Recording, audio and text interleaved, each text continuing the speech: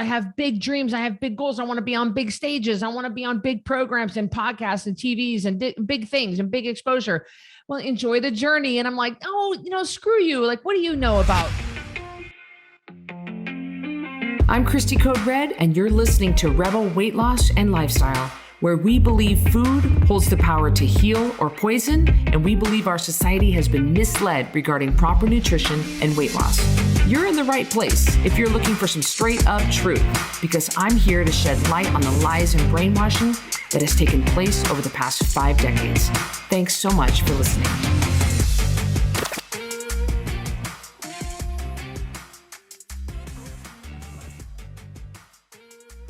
Welcome back to another episode of Rebel Weight Loss and Lifestyle. I'm your host, Cristy Code Red, author, entrepreneur, retired professional boxer, joined by my sister, Carrie, who is also an MSNRN, the COO of Code Red, a wife, a mother, and lost over 100 pounds on the Code Red lifestyle and has kept it off for over 10 years. We would love you guys. We're happy to be here with you. Carrie's got a headache, but I begged her to podcast, and she is such a good sport.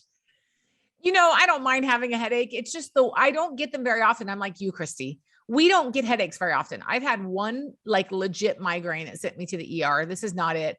I've had all my water and I don't know what it is, but when you and I get one, it's like, why do I have a headache? That's weird, Yeah. So in fact, it's funny. I'm going to say this because I know my 11-year-old daughter, Anne-Marie, does not listen to the podcast, but she downloaded a flow tracker to track her flow. I'm doing quotes with my hands. Okay.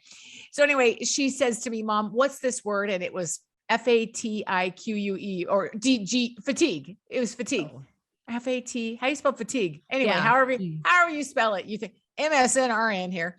Anyway. And I go, oh, that's when you're really tired and you don't necessarily know why. So the tracker has her put in headache, backache, it's super cute. And it lets you see what your symptoms are during that time of the month and kind of as the month goes on, because Cristy says she always gets a headache the day before her time of the month. And it's super interesting.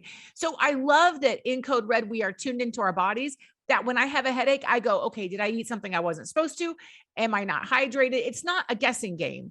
Like I have all these random feelings and I have no idea why, but when you live the Code Red lifestyle, it's easier to pinpoint what's going on. So I think I know why. There's a reason. Thank you. So Anne-Marie, if you have fatigue, Mom, what's this? If you have fatigue, you might want to put it on your flow tracker. I love that about being a Code Red Rebel is we don't get the 1 o'clock, 2 o'clock lull in energy like the standard American diet, the standard Americans in this country, 335 million people in this country.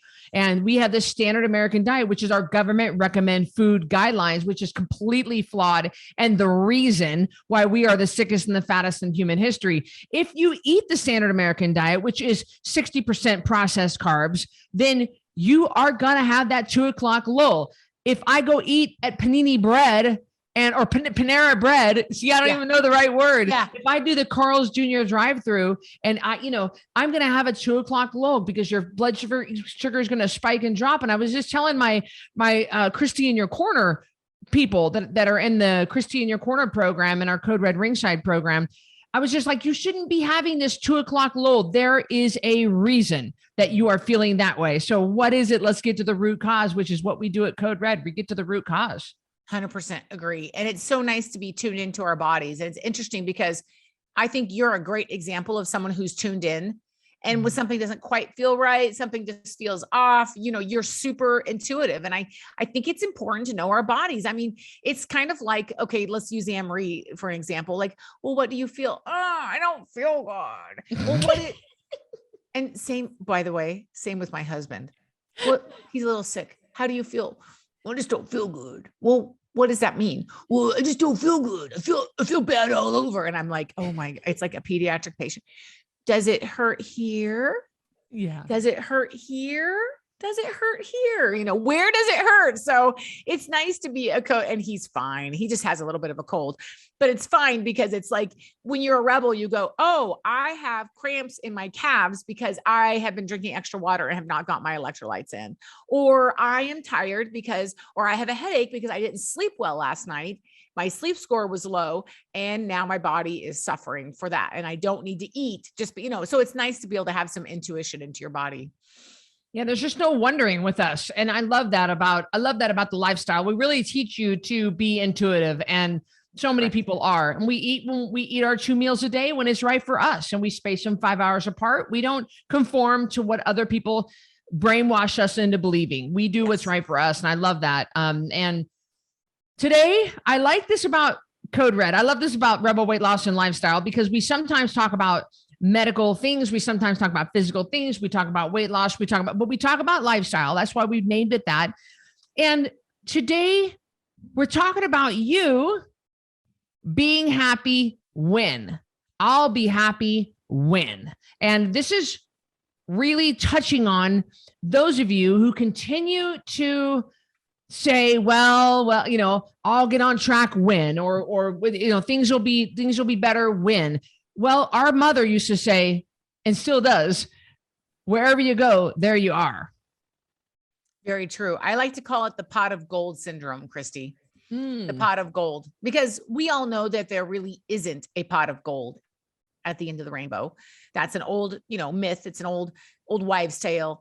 But the truth is that people that are constantly chasing the pot of gold, they're never happy. They're never happy where they currently are. And there's a verse in the Bible that says, I have learned to be happy with little. I've learned to be happy with a lot. The verse says, I know what it is to have plenty. I know what it is to be hungry. I know what it is to have all these things and not to have them. And I've learned to be happy and to be content. The Bible says, it uses the word content in any situation. Wherever you are, there you are.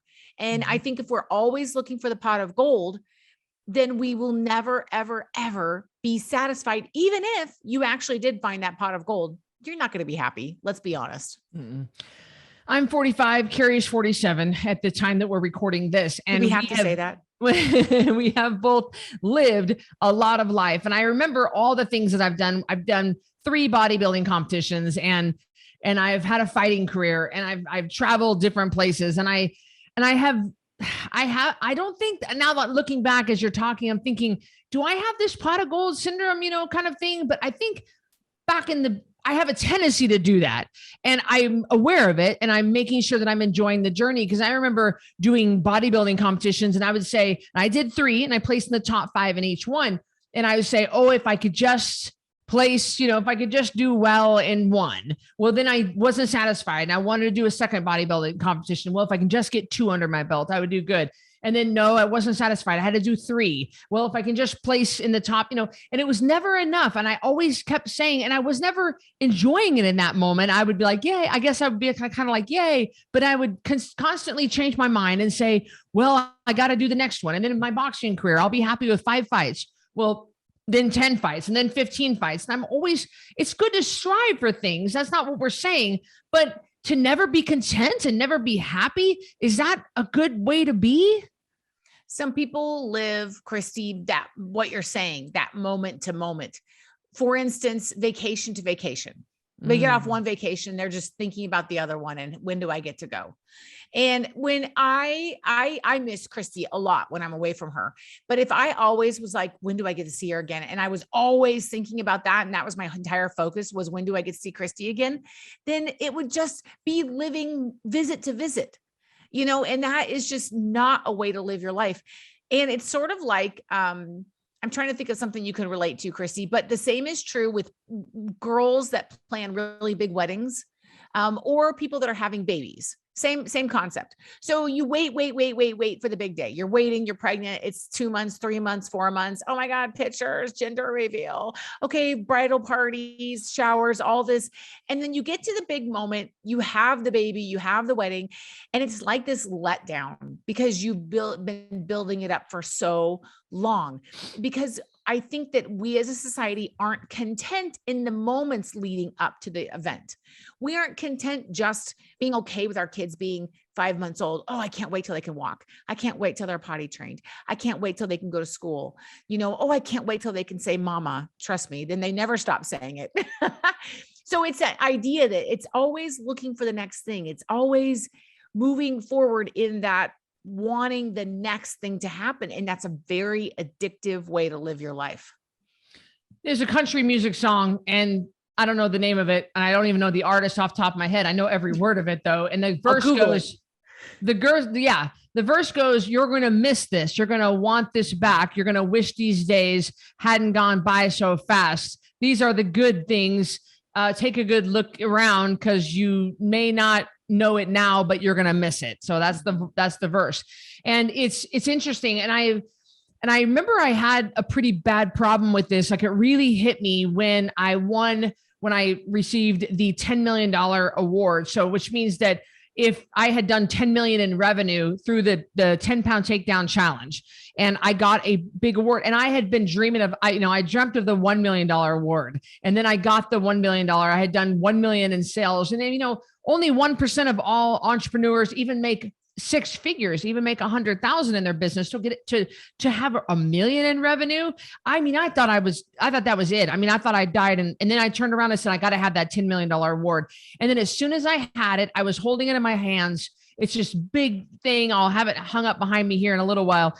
And the next award popped in my mind. Well, what's the next award? 100 million. Okay. 100 million. And I was like, Cristy, like, give it 20 seconds. 25 seconds went by, and I was just like, well, what else? Well, what else? And that's dangerous. And then I realized, oh, wow, you really don't enjoy the moment, do you, Cristy? Mm-hmm. Wow. I love, Cristy and I both listen to evangelist Joyce Meyer, and she says, it is not anybody's responsibility to make you happy. And I think this whole concept of end of the road, into the rainbow, this idea, this phenomenon, Cristy, I think it's based on being happy. I think it really, truly is. If you can be happy, it's not anybody's responsibility. It's not the $10 million award responsibility. It's not the new baby you're going to have. It's not that 100-pound trophy from Code Red. It is not that new boyfriend, new girlfriend, new car, new whatever it is. It's not any of those things.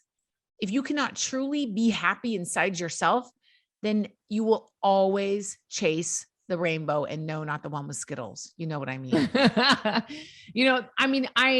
People say it and we don't really do it, but it's wherever, it's enjoy the journey. Well, it's hard. Like, part of me, the entrepreneur part of me goes, oh God, and rolls my eyes and says, I have revenue goals. I have big dreams. I have big goals. I want to be on big stages. I want to be on big programs and podcasts and TVs and big things and big exposure. Well, enjoy the journey. And I'm like, oh, screw you. Like, what do you know about what it, it's so I battle with this, but then I say, Cristy, before I knew it, sis, these years, like that Gaither song, love them while you can, the days turn into years, and they slip into years. And before I know it, the years have gone by, and I'm like, what are you doing? You're constantly looking for the next big thing instead of just saying, I am content and I love my life. I'm happy where I am. It's nobody's job. I am responsible for my happiness. It's nobody's responsibility. And I am happy. Yes, I have goals, but I'm happy in the journey. Yes. And I think one way I heard it said again by Joyce Meyer, and I love this, was most of life is very normal. There aren't a lot of, if you look at your life, there aren't a lot of $10 million moments. There aren't a lot of weddings or babies. We hope that our lives are dotted with those amazing events. But most of life, Cristy, because like here you are having achieved what you achieved, but I bet you still got up and you brushed your teeth. You put your shower cap on, you jumped in the shower and washed your face. You still put your makeup on like every day. You walked Vinny, you fed him, the dogs. So your life is still, for me, wake up, no matter what happened yesterday, I got to put a load of laundry in today.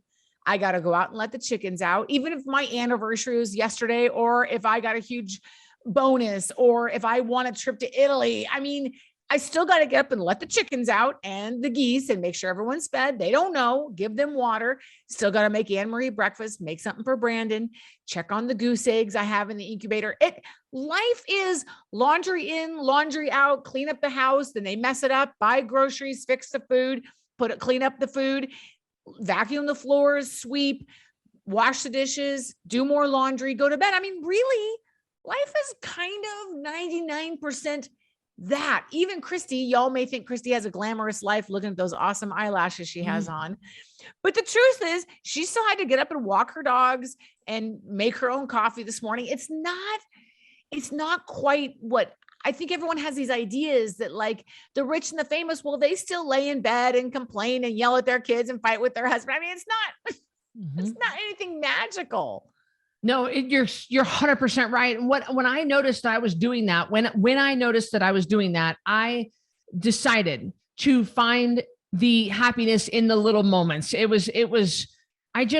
don't know. It could be something silly and stupid, like I'm running and I'm crossing over a couple of green lights and they all turn green while I'm running, or, like, so I don't have to stop my run, or that, my dog didn't have to stay in the kennel while I was gone, that he was comfortable enough with me being gone, that he got to just be out on his dog bed in the middle of the living room. Like, these are things I just started celebrating, the small things. I started smiling while I was just walking down the street. Nobody would see me. I started putting nice clothes on, even if nobody would see me. I always say, well, it's a video day. I got to be on camera, so I better do my hair and makeup. But it doesn't have to be a reason to put your best foot forward. It doesn't have to be something going on for you to brush your hair, to wash your face, to maybe put some mascara on, to put an outfit on that looks good on you, instead of always thinking it has to be a reason. It's just enjoying just living, that there's breath in my lungs, that my back doesn't hurt right now, that I complete a 3-mile run this morning with no back pain. Like, I'm really trying to appreciate,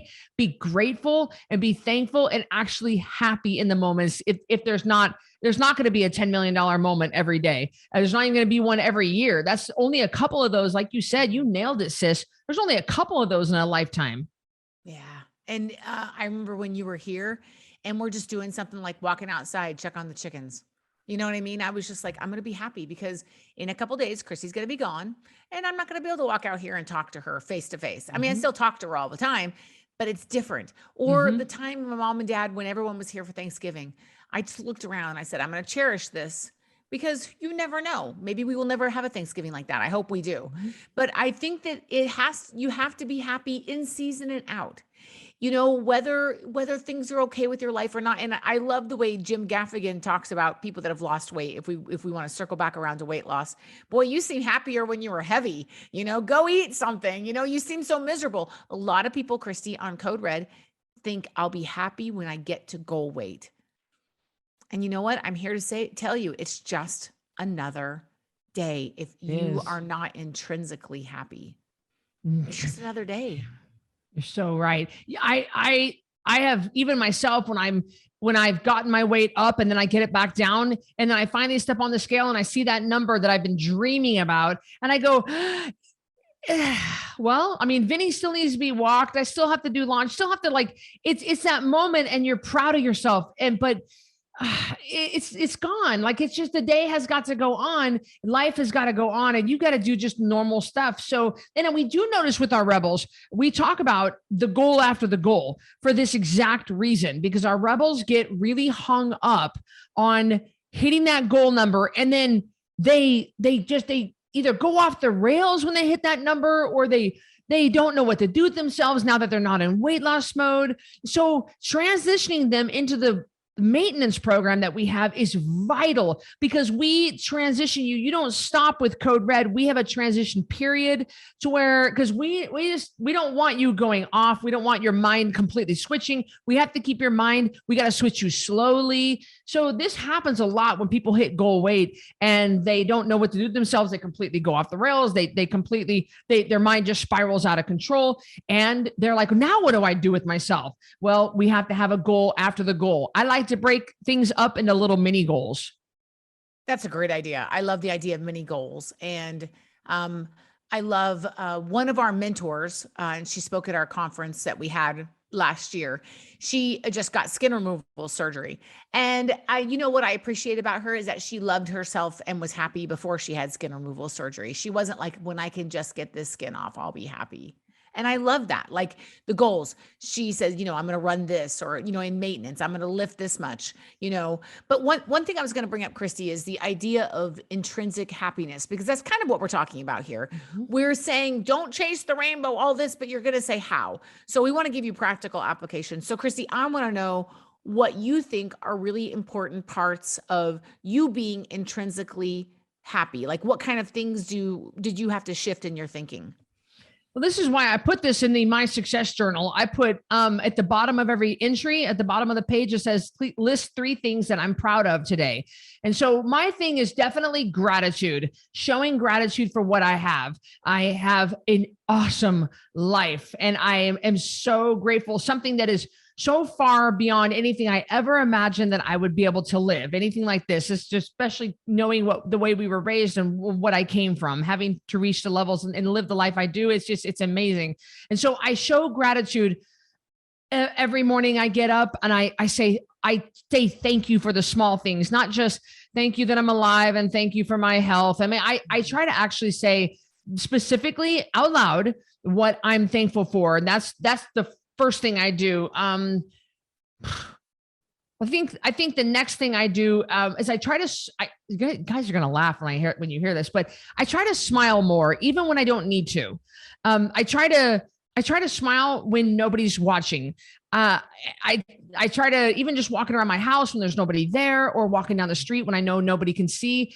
I smile. I smile in my car when I'm driving, and I think that really helps lift my spirits. I also say good things to myself. And I go, good job. You're doing really great. You're accomplishing a lot today. Wow. You're really staying on track. And I talk out loud to my process. I'm definitely a verbal processor. And I'll say, all right, so what my goal is today is I'd like to, whatever, if I can just get this done, I think that that'd be a really great stopping point. I actually say all these words out loud, but I always encourage myself out loud. And I say, you're doing great. Even not at goal weight. Like if my weight because our weight, Carrie and my weight fluctuate just like yours does, our weight and maintenance, we're allowed to kind of fluctuate as things happen in our lives. And my weight will fluctuate and I won't be happy with myself, but I don't bash on myself. I just say, okay, like I know what to do. Okay. What is it going to take for you to get back down? But I still say kind words to myself, even if I'm not where I want to be. I like that. So positive self-talk, be grateful for the small things, and trying to show outward appearances outward appearances of being happy. One thing that I think is really important, and again, some people don't like when we talk about religion. So I will just say spirituality. Yes. Whatever my spiritual walk is, maintaining that has a lot to do with my intrinsic happiness.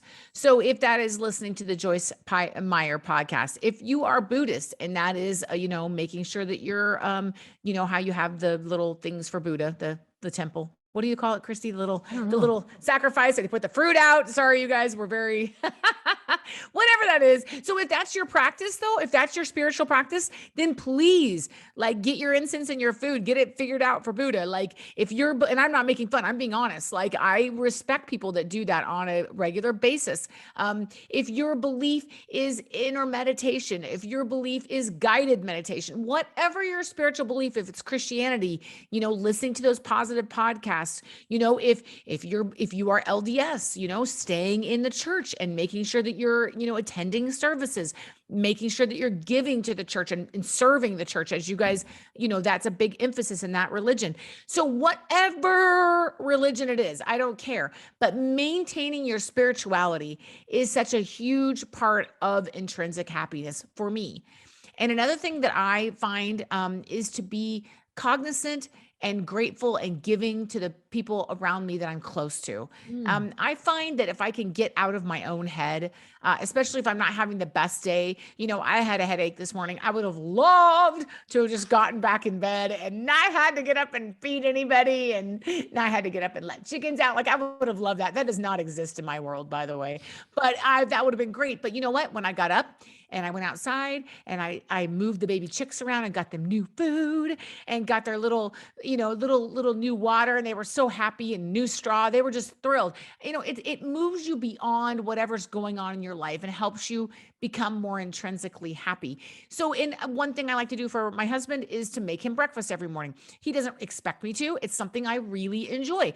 Again, that takes me outside of my own selfishness and helps me to give to another person that I am grateful for. I'm very grateful for him, doing something nice for Anne-Marie. Anne-Marie, what can we do together today? You want to paint your nails? Yeah. Can you braid my hair? Yes. I'd be happy to have your Aunt Cristy braid your hair. Cause I was going to say, whoa, wait a minute. I don't think I can't braid the hair, but I mean, I think reaching outside of your own sphere and outside of your own emotions or whatever's going on in your own head helps you to become more intrinsically happy, because it gets you out of your own headspace, and you can recognize what other people are. Sometimes part of our unhappiness is because we just kind of curl up in these little balls, and I don't like this, and there's dust on my desk, and we still haven't organized papers for taxes, and it just gets you so unhappy about things. So I think kind of stepping outside of your own bubble, to me, really helps with spirituality, really helps with being intrinsically happy, which is the key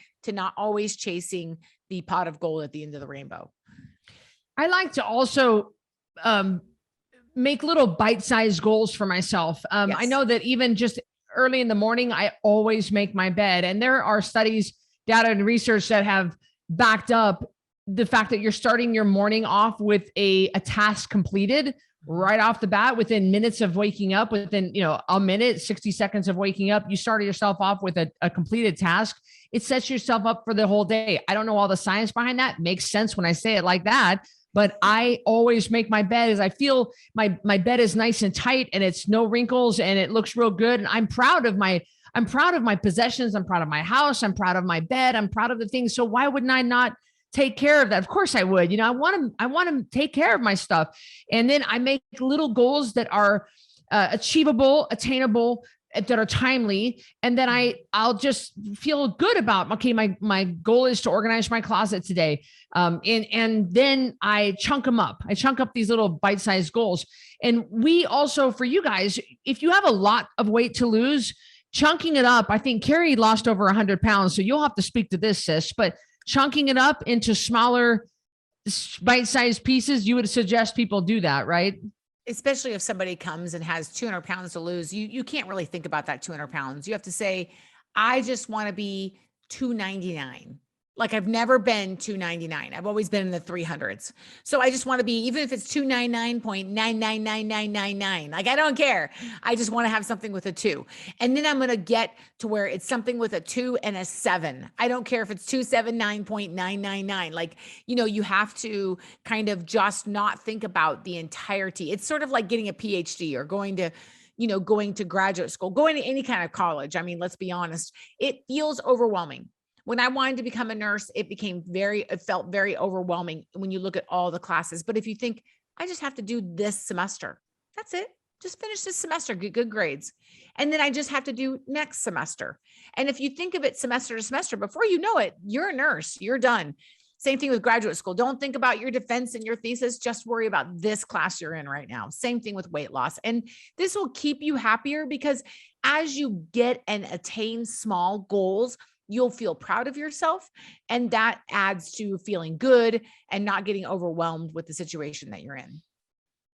Well, a lot of you guys suffer from I'll be happy when, and it's just simply not the way life works. And you are wasting your life if you constantly live for the next big thing, because there are not enough big things out there to keep us going.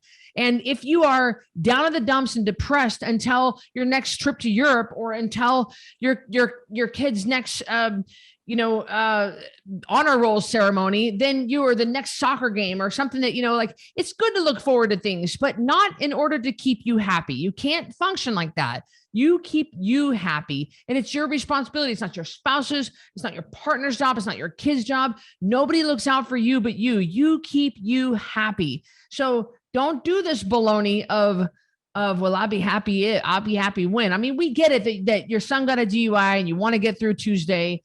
to, before, so you can get through the court hearing, like whatever. We get that things happen and you'd like to get through it, but so many people don't start their weight loss journey until they get through certain things and they end up putting it off. Well, I'll start on Monday. I'll start next month. Well, it's not going to get any easier. We've done a podcast on that. So you might as well just start. Same thing with your happiness. Don't just wait for the next big thing. I think it's really important to point out here that Cristy has never been a mother, because she said the next soccer game. And let me just tell you, as a mom who sat through a bunch of soccer games, I would rather sit through anything than a soccer game. They were horrible. I know I'm probably going to get some hate emails, but I'm just telling you, ain't nobody looking forward to the next soccer game. That's all I'm saying. Carrie, it's been a while since you and I, and we never had, we were in sports, but mom and dad really never even, they didn't do it. Carrie, that nowadays that parents pay thousands of dollars to be in these soccer leagues and stuff. Like I had a best friend years ago who was obsessed with her kids' soccer. And it was like, these kids ain't going to college on this. What are you doing? It's like the next Cristiano or something. And I was like, what the heck? And she was upset, thousands and thousands of dollars on plane tickets, hotel rooms, uniforms. They change uniforms all the time, new cleats all the time, new training things that they put in their backyard. Oh my gosh. Like there are people that are obsessed with it. I had to throw that in there. No, and it's when you don't just play school soccer. It's when you join the leagues. Oh, where school soccer is just school soccer. I mean, you go pay the local schools. It's when they pick up these summer leagues and these other leagues. I know, and not to hate on soccer. It's just not one of my favorite sports to watch. We didn't do it growing up, so I just don't understand it. Ugh. But anyway, it's interesting. Anne Marie is thinking about doing marching band, Cristy. And they have to do marching band camp. And it's Monday through Friday in the summer for 2 weeks, all day, like 8 to 5. You pick them up like at 5 or 6 in the evening. And I'm like, may the odds be ever in your favor, Anne Marie. I will pack you a lunch and a couple water bottles. I'll pick you up. Gosh. But marching band and cheer, these have become really serious sports. Like these people travel all over. They have long practices. They're gone the weekends. It's crazy what the commitment level these kids have to these things like cheer. It's not just like it was when we were in high school. Like these are major competitions, and the outfits and everything, like the practices, these girls are getting thrown up 8 stories in the air and tumble 18 times and come back down and someone catches them. I'm like, oh dear God, like this is an ICU nurse nightmare, mom nightmare. So I'm really glad that Anne Marie wants to do marching band. I feel like that's relatively safe as far as falls go. Head injuries.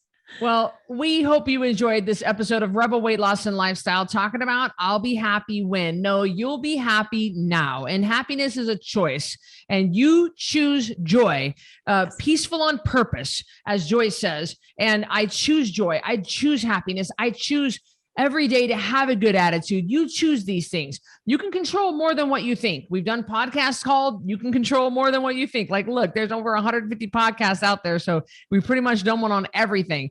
And this one is no exception. We want to remind you that this is not something that you can just like look to the next $10 million moment. Very few moments like that happen in our lives.